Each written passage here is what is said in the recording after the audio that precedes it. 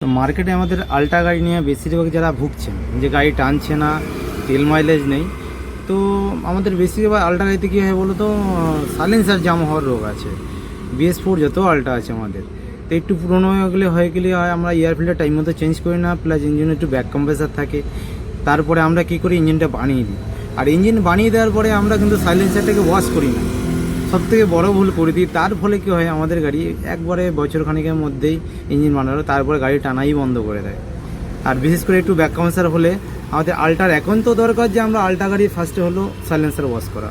তো আমাদের তো মিস্ত্রি কেউ তো দেখে না সাইলেন্সার কী জিনিস। আর সাইলেন্সার মানে ফুটো থাকে আর কিছু থাকে না, হাওয়া বেরিয়ে যায় আওয়াজ। কিন্তু না, এখনকার দিনে প্রতিটা গাড়ির সাইলেন্সারের মধ্যে আমাদের ক্যাটালিস্ট থাকে, সেই ক্যাটালিস্ট এখন তো ওয়াশ করা দরকার। তো আমাদের আল্টা গাড়ির মধ্যে বিশেষ করে আমি দুটো জিনিস দেখাচ্ছি আপনাদের, যে গাড়ি মাইলেজের জন্য পার্টি ভুগছে, গাড়ি টানছে না, মাইলেজ নেই, গাড়ি দাঁড়িয়ে যাচ্ছে, ড্রাইভার পালিয়ে যাচ্ছে, দরকারই নেই। আপনাকে পাঠিয়ে দিন গাড়ি আমার কাছে, আমি দেখিয়ে দিচ্ছি গাড়ি কী কী কারণের জন্য আপনার গাড়ি ড্রাইভার ছেড়ে দিচ্ছে বা গাড়ি টানছে না। তো আমি প্রসেসগুলো আপনাকে দেখাচ্ছি যে কী কারণে গাড়িগুলো টানছে না। আমার কাছে যে আল্টা গাড়িটা, তার আমরা দেখবো যে গাড়িটা টানছিল না, প্লাস গাড়ি ড্রাইভার একটা উঠছে চাপছে। তো ফার্স্টে আমরা গাড়ির কিছু কাজ দেখব। ফার্স্টে আমরা দেখাচ্ছি যে সাইলেন্সারটা কীরকম জাম হয়। দেখুন, সাইলেন্সারের মধ্যে প্রচুর পরিমাণে ধুলোকণা যেগুলো জাম হয়ে থাকে, আমরা যে হাওয়া মারছি, হাওয়া পাস হচ্ছে না, আর এভাবে ডাস্টগুলো পড়ে থাকছে, গোটা ডাস্ট। তো এভাবে ডাস্ট থাকলে গাড়ি কী করে টানবে বলুন।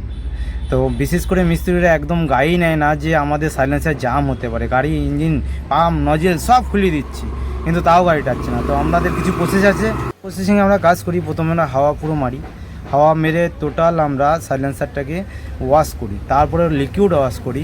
লিকুইড ওয়াশ করার পরে তারপরে আমরা সেটাকে ফিটিং করে পুরো প্রেসার চেক করে তাকে আমরা স্টার্ট করি। তখন স্টার্ট করার আমাদের এভাবে সাদা ধোঁয়া যখন বেরিয়ে যায় অটোটার, তারপরে আমাদের হয় গাড়ির মেইন মজা। তো আমাদের এভাবে গাড়ি আমরা প্রতিটা সাইলেন্সারে কাজ করি গাড়ির।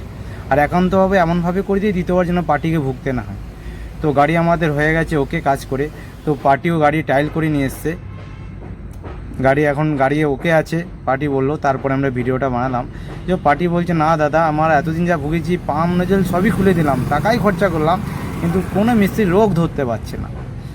তাই জন্য আমি সবাইকেই বলবো যে আল্টা গাড়িতে বেশিরভাগ টানা রোগ আছে, তাদেরকে একটাই কথা বলবো যে একটুখানি করে কষ্ট করে সাইলেন্সারটা কাউকে দিয়ে খোলা করেন, ক্যাটালিস্টটা, আর ওয়াশ করুন। আর কিচ্ছু দরকার নেই, আমাদের আর কিছুই নেই। বেশিরভাগ BS4 পাম্প নজেল আপনার ওকে আছে, ইঞ্জিন ওকে আছে, আপনি প্রথমে ফার্স্ট এটা করুন, এয়ার ফিল্টার চেঞ্জ করে সাইলেন্সারটা খুলে দিন, খুলে একটু ভালো করে ওয়াশ করেন। না যদি পারে কোনো মিস্ত্রি, গাড়ি আমাদের কাছে পাঠিয়ে দিন, আমরা একান্তভাবে ভালো হয়ে নিজের মতো করে কাজগুলো করে দেবো।